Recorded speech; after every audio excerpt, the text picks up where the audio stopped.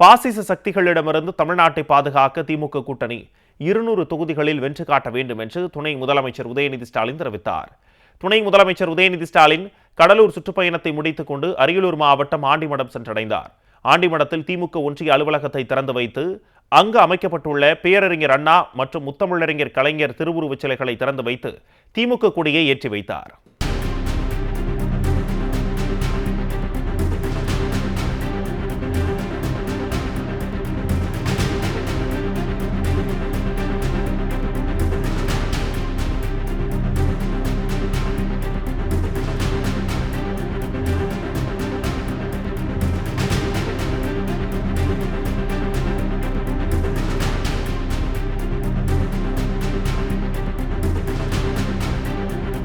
தொடர்ந்து நிகழ்ச்சியில் பேசிய துணை முதலமைச்சர் உதயநிதி ஸ்டாலின், ஒன்றிய பாஜக அரசு தமிழ்நாட்டுக்கு எந்த திட்டத்தையும் நிதியும் கொடுப்பதில்லை என்றும், பாசிச பாஜகவால் சுரண்டப்படும் வஞ்சிக்கப்படும் மாநிலமாக தமிழ்நாடு உள்ளதாகவும் தெரிவித்தார்.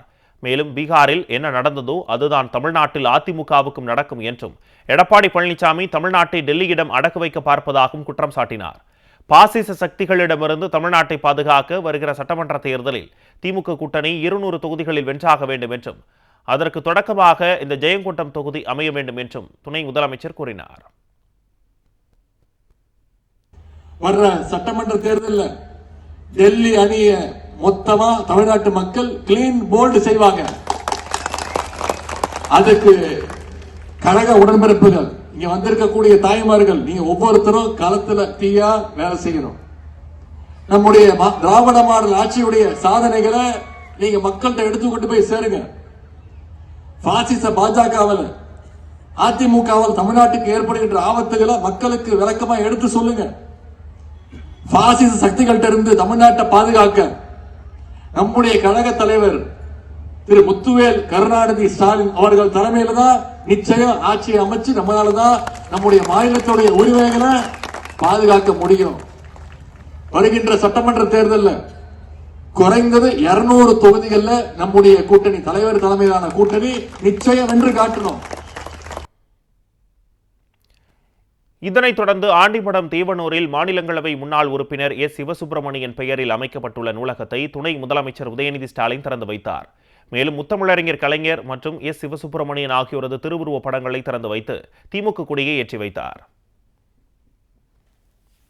முன்னதாக அரியலூர் மாவட்டத்திற்கு வருகை தந்த துணை முதலமைச்சர் உதயநிதி ஸ்டாலினுக்கு மாவட்ட எல்லையில் திமுக சார்பில் உற்சாக வரவேற்பு அளிக்கப்பட்டது. இந்த நிகழ்ச்சிகளில் திமுக துணை பொதுச் செயலாளர் ஆர் ராசா, அமைச்சர் சிவசங்கர், சட்டமன்ற உறுப்பினர் க. கண்ணன், திமுக சட்டத்திட்ட திருத்தக்குழு இணைச் செயலாளர் சுபா சந்திரசேகர், திமுக இளைஞரணி துணை செயலாளர் ஆனந்த் உள்ளிட்டோர் கலந்து கொண்டனர்.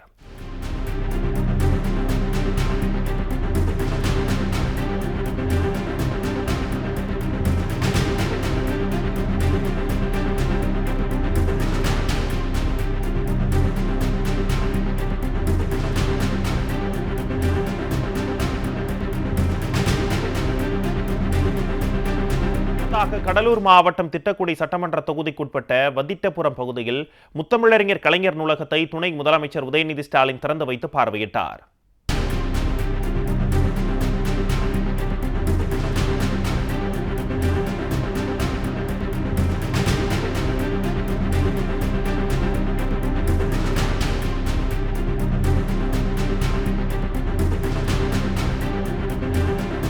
இதேபோல் விருத்தாச்சலம் சட்டமன்ற தொகுதிக்குட்பட்ட அரசு குளஞ்சியப்பர் கலைக்கல்லூரி அருகில் திமுக இளைஞரணி சார்பில் அமைக்கப்பட்டுள்ள முத்தமிழறிஞர் கலைஞர் நூலகத்தையும் துணை முதலமைச்சர் உதயநிதி ஸ்டாலின் திறந்து வைத்து பார்வையிட்டார்.